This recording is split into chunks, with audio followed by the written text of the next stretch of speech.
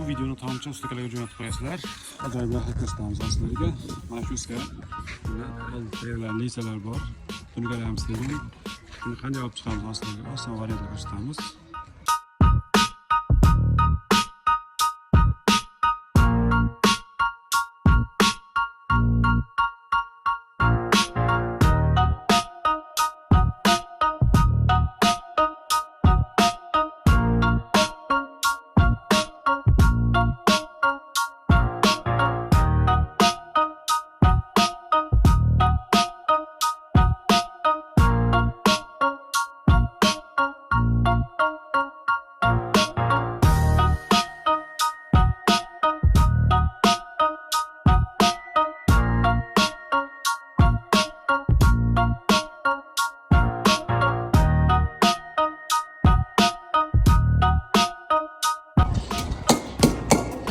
Bu narsa sizga qachon ish beradi? Shunaqa uydagi narsalar bor. Tortib olgan sharoit bo'lsa, tunikangiz uzun bo'lsa, mana shuni ikkitasini tortib, tunikangiz tortsangiz, tunikangiz chiroyli holatga chiqadi.